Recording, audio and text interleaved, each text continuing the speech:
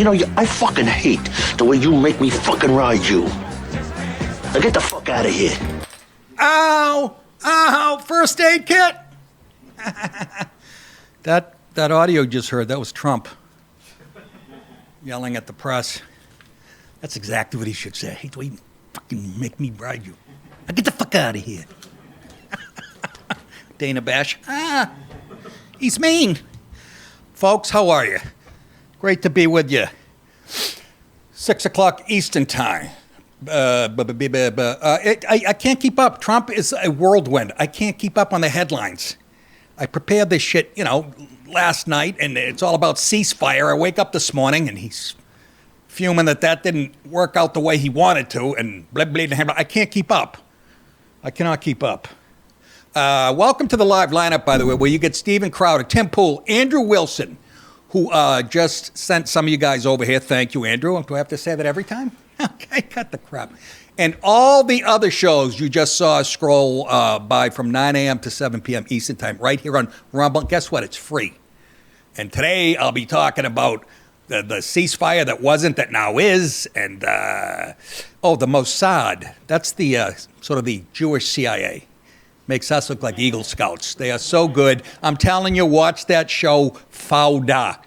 Okay? It was on a few years ago, based on a guy who worked for the Mossad. Please watch it. One of my favorite shows ever. More illegals committing crimes in this country thanks to jerk-off Joe Biden.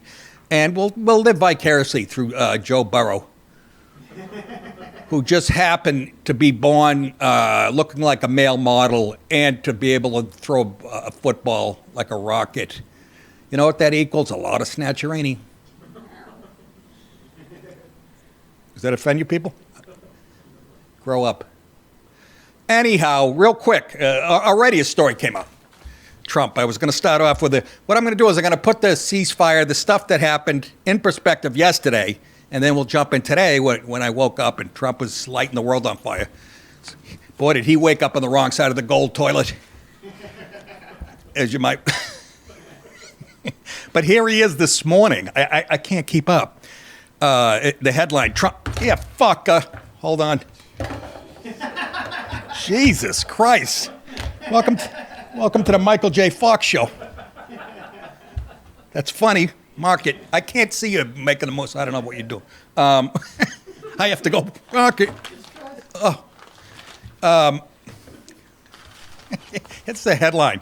Trump channels Dirty Harry in blistering Truth Social post, daring Democrats to impeach him. Go ahead, make my day. We don't deserve this guy. That's how good a president he is. He says, real quick, I'll read President Trump unloaded on his congressional rivals in a scathing social media post, daring them to initiate impeachment proceedings against him for a third time. So go ahead and try impeaching me. Again, he says, make my day. Trump seethed in a tree. So who writes this shit? It's in the headline. It's in the first paragraph. The fuck? Move on. Forward the story. Advance it. Sorry. Anyways, he's saying that to, the douchebags, the squad, AOC, who called for the president to be impeached over U.S. airstrikes in Iran. So she's pulling for Iran. It's that simple. And so are all her douchebag squad members who should be over there, going back to their home country and being blown to smithereens. They stay here. You know why? Because they have to get bikini waxes every 3 minutes, and they don't have that shit over there. Fucking hairy pigs. Calling the Queen's rep one of the dumbest, talking about AOC, Trump says, one of the dumbest people in Congress. He says the Dems aren't accustomed to winning, and claimed the Congresswoman can't stand the concept of the country being successful again, which is all true. For good measure, he took pointed swipes at other lefty Dems, including Jasmine Crockett, her, street hoe pretending to be a politician. Seriously, a low IQ individual. That's another way of saying dumb fuck. And Rep. Ilhan Omar, who does nothing but complain, and he's so right on, about our country, yet the failed country she comes from doesn't have a government, is drenched in crime and poverty, and is rated one of the worst in the world, if it's even rated at all, he says. He took particular issue with AOC, whom he dubbed the mouse, for her critique of the president's bombing campaign against Iranian nuclear sites, which she called a grave violation of the Constitution and congressional war powers in her call for impeachment. What a stupid hoe. He has every right to do it. I've heard it 9 times from lawyers on both sides. If we're in imminent danger, which we are, again, thanks to shithead Biden, all Trump is doing is cleaning up the mess, AOC, that you and your fuckheads, again, sorry about, I'm not going to apologize for life. If you don't like the show, put on fucking Everybody Loves Fuckface on A&E. I'm just furious. You know what I'm saying.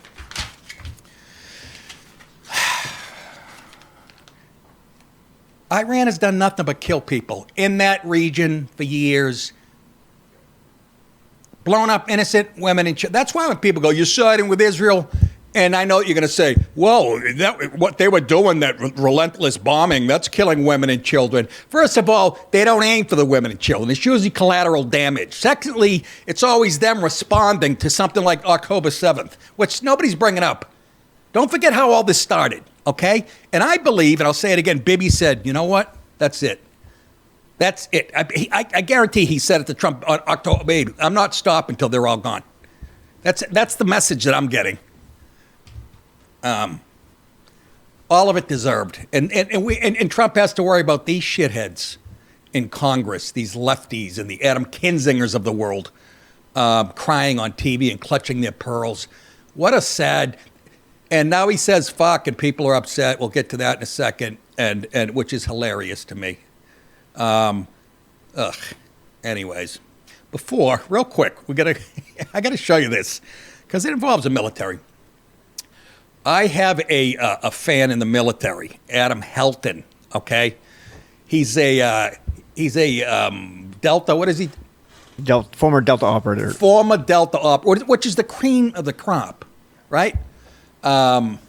Anyway, so he wrote me saying, couldn't be happy to hear back from you, Nick. George W. knew me by name when I was an operator, but I have never gushed in my life until this reply from you.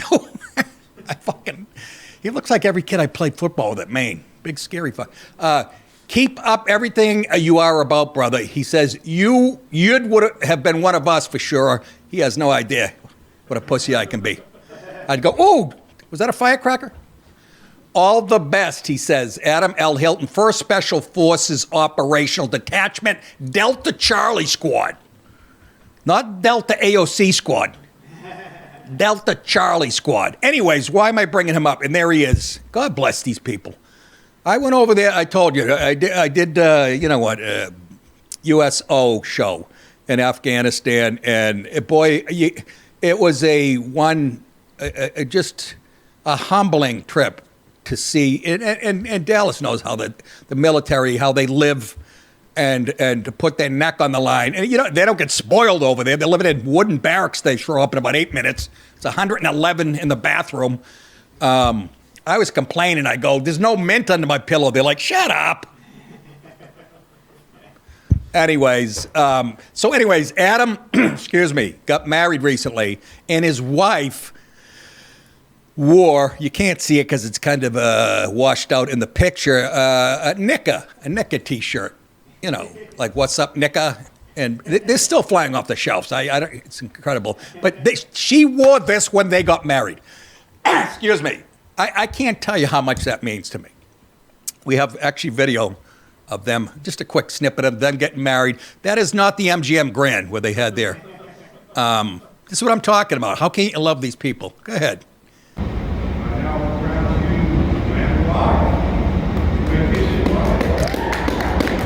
Look at that. He even kisses like a Delta Squad Charlie. He's choking her right there. Unbelievable. Hey, Adam and your great wife, I can't thank you enough for being fans of the show. And I don't know where you live because you didn't mention it, but it would be my pleasure, obviously, to get you tickets to one of my live shows and buy you drinks after and stuff. So I don't know how you let us know that. Again, you could be undercover. I don't know.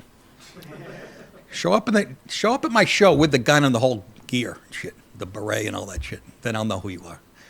I don't know how that'll fly with a funny bone in Cincinnati, but it'll be some great stuff. Great stuff. Okay, let me put into perspective. This started yesterday, folks. The ceasefire, right? The headline was ceasefire, maybe.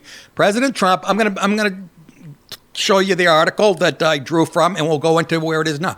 Trump announced yesterday in an evening post on Truth Social that Israel and Iran had agreed in principle to a ceasefire that would halt what he branded the 12-day war, right? Even I said, he says, congratulations to everyone. It's been fully agreed by him between Israel and Iran that there will be a complete and total ceasefire in approximately, I said right there, remember yesterday, we were talking about the ceasefire, and I said, hey, wait a minute, I said, it's only been 3 minutes. Let's see what kind of damage and stuff. Complete and total ceasefire in approximately 6 hours from now, when Israel and Iran have wound down and completed their in-progress final missions. So we're yelling ceasefire, but they still have some. It's like the end of a hockey game. One team's up 6-1. There's only a minute left. You know there's going to be a bloodbath because the other team has to send a message. Only Israel said, you know what, let's get a few more good shots in. And Iran, Iran's down, like I said, a pack of M80s, wound down and completed their in-progress final missions for 12 hours, at which point the war will be considered ended, Trump said. Officially, he said, Iran will start the ceasefire, and upon the 12th hour, I couldn't even follow this, I'm sorry, Israel will start the ceasefire, and upon the 24th hour, an official end to the 12-day war, which they sort of grabbed the title, like the Six-Day War in 1967. I know a lot about this stuff because Manny Dorman, the late, great Manny Dorman, who owned the Comedy Cellar, we used to discuss this shit. And he taught this stuff. Will be saluted by the world. During each ceasefire, the other side will remain peaceful and respectful. To which I added, you want to bet? Trump added on the assumption that everything works as it should. Well, so he put a little caveat in there, which it will. I would like to congratulate both countries, Israel and Iran, on having the stamina, courage, and intelligence to end what should be called the 12-day war. This is a war that could have gone on for years and destroyed the entire Middle East, but it didn't and never will. There was no immediate confirmation from Israel or Iran. There's a little hint that a halt to the fighting was in prospect. What the fuck that even means? What we've got here is failure to communicate. The name 12-Day War would reflect the military triumph from Israel. Yeah, we know that. I know it from Manny, in which the Jewish state swiftly defeated a coalition of Arab states led by Egypt, Jordan, and New Jersey. A lot of Arabs in New Jersey. Jersey City, ever been there? Newark, Minkia. Anyways, J.D. Vance, and here's why I love J.D. Vance, because he's so intelligent and not retarded like other, Kamala Harris, vice president. But Trump will do stuff, and then J.D.'s job is to go out and to explain it in depth and not just a soundbite. Here he is explaining what all this means with, I think, Brett Baer, who to me looks like a high school wrestler. That's a compliment, by the way, Brett. Here's JD. It has been fully agreed by and between Israel and Iran that there will be a complete and total ceasefire. Complete and total ceasefire is what he typed. Yep. What does that mean? How did it come about? What's the development? He goes, none of your business. Well, we were actually working on that just as I left the White House to come over here, so that's good news that the president was able to get that across the finish line. I think what it means, Brett, is quite simple. First of all, president, without, knock on wood, having a single American casualty, obliterated the Iranian nuclear program. We are now in a place where we weren't a week ago. A week ago, Iran was very close to having a nuclear weapon. Now, Iran is incapable of building a nuclear weapon with the equipment they have because we destroyed it. So that's a very, very big thing. Now, what that means, I think, is we have to talk to Iran and, of course, to Israel about what the future holds. Because while we have obliterated the Iranian nuclear program, our hope and our expectation is that they're not going to try to rebuild that program. And I think that's what the president is really trying to figure out here, is to build a long-term settlement here to where we can have peace in the region, where our regional allies and, of course, the American people, most importantly, can be secured, but where we can ensure that the destruction of the Iranian nuclear program that has already happened is not something they try to rebuild. Good luck trying to rebuild it. number one. First of all, everybody that worked on that project, every nuclear scientist, they're buried under the rubble. They're going to recruit a couple of guys from the fucking Republican Guard. They're gone, too. Yeah. They're like the Corleones. You're being chased out of New York by the other families. The Ayatollah don't have that kind of muscle anymore, Mike. If you guys don't know what I'm talking about, you big girls. It's a great movie. The next clip, is that Vance, too? Yeah. Huh? They're all Vance. Okay, here's clip number 2 from Vance. Look, this is a great thing. For Israel, think about this. They've accomplished an important military objective. They've helped us destroy the Iranian nuclear program. They've also destroyed the conventional missile capability of Iran that threatened the country of Israel. For the Iranians, I think this is a new opportunity to actually pursue the path of peace. As I said yesterday, what the Iranians have showed through their support of terror networks, through their now failed effort to build a nuclear weapon, is that they're just not very good at war. And I think the president really hit the reset button. What a nice way to put it. Let's actually produce long-term peace for the region. That's always been his goal. I actually think when we look back, we will say the 12-day war was an important reset moment for the entire region. Well, we shall see, folks. Hate runs deep. I mean, they teach their kids, not the Israelis and those madrasas over there. The Muslims teach their kids, literally, their first, I think most of the Arab babies, their first word is fuck you. It's 2 words. But they literally teach in textbooks that Jews are animals and pigs and all that shit. So it's going to run deep. It's generations and generations. But I still say Trump could build a nice food court there with, Panda Express and all kinds of diversity as far as the food goes. Fuck the Hamas. The hummus. Oh, that could be a dish, actually. The Hamas hummus is delicious. Anyways, then JD went on and asked about the uranium. He's asked about the uranium that's still This is what pissed Trump off this morning.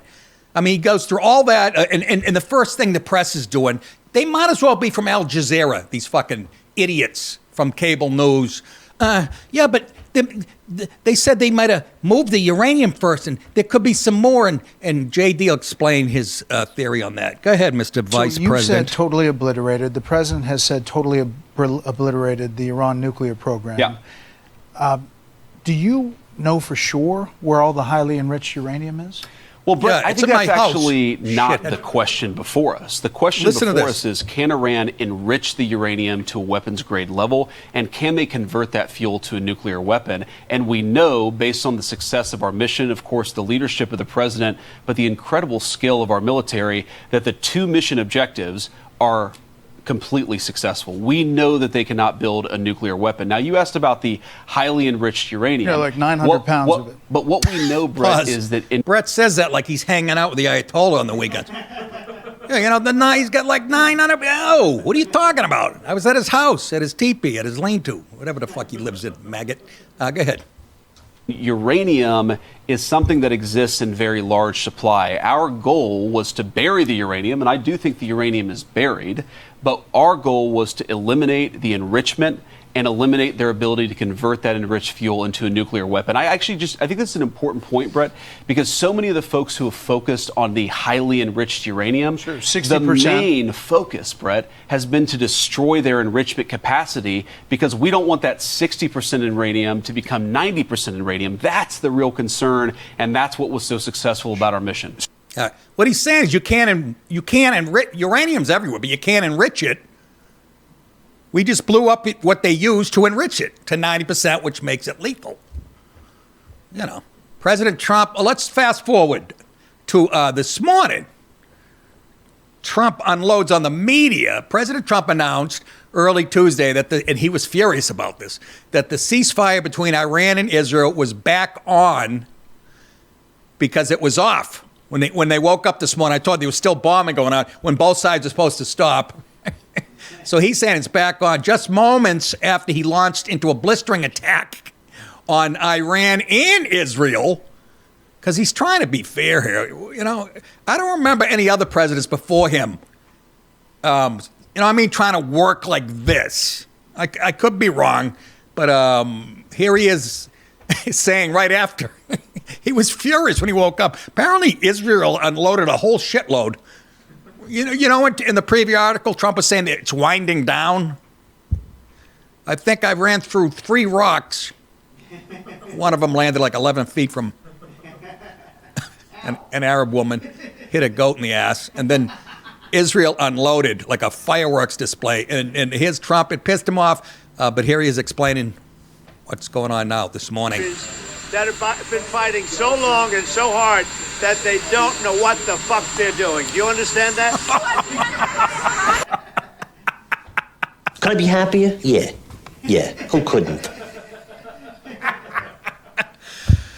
Oh my God. Okay, I go, is this AI? Because there's so much of this AI shit where they have like Connor McDavid, hockey player. I thought this was real for a second. After they lost to Florida in the Stanley Cup final, they have Connor McGregor. Somebody put it up that obviously is pissed at the Edmonton Oilers, and it's McGregor. He's in the locker room. It looks so real. He's like, I suck. I'm fucking getting out of here. I'm done with this sport. I can't score when I have. I'm watching it going, what the?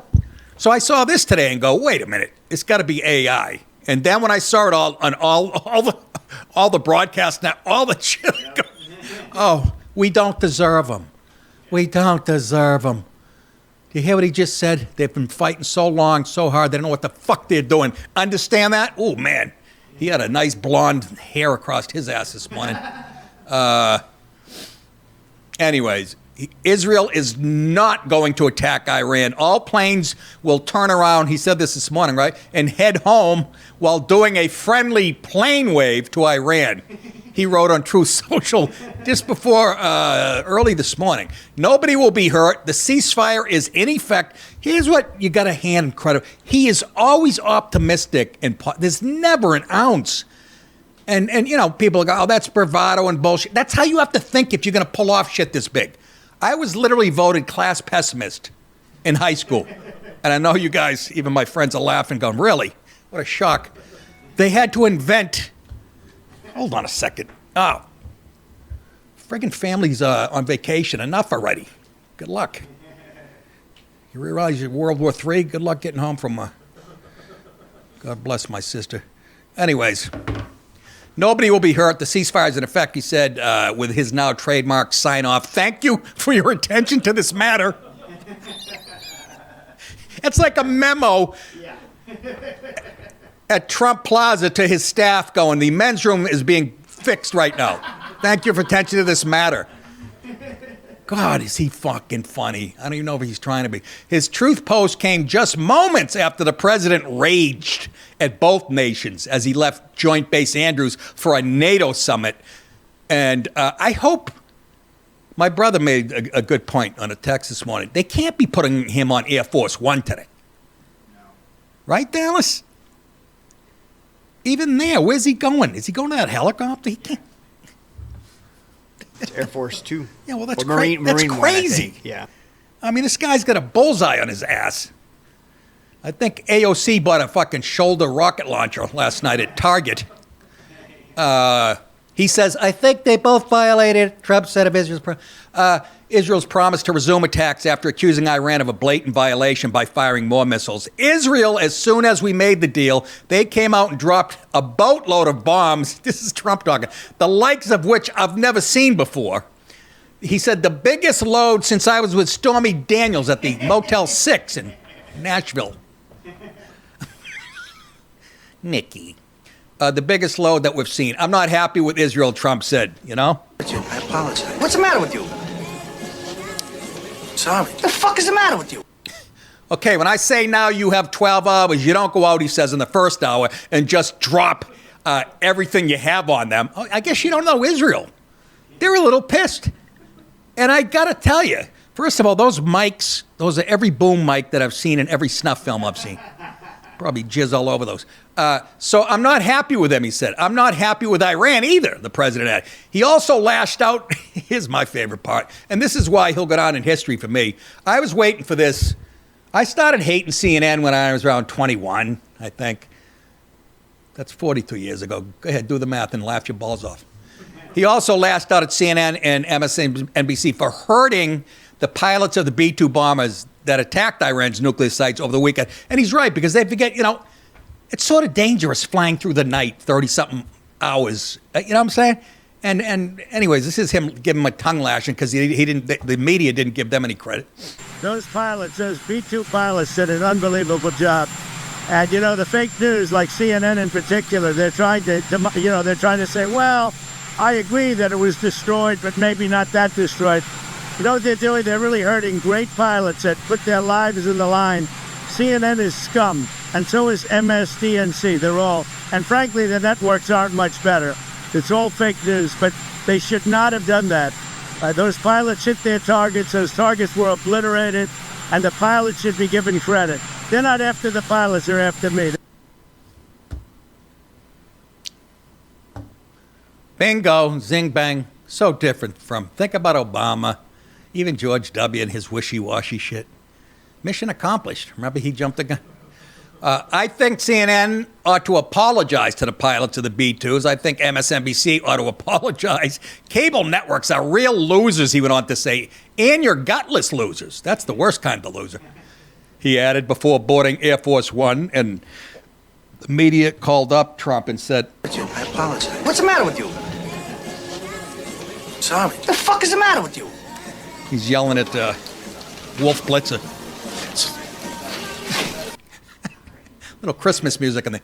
The president's ire came as former UN nuclear weapons inspector said he believes Iran's nuclear centrifuge program used to enrich uranium close to weapon-grade levels was obliterated.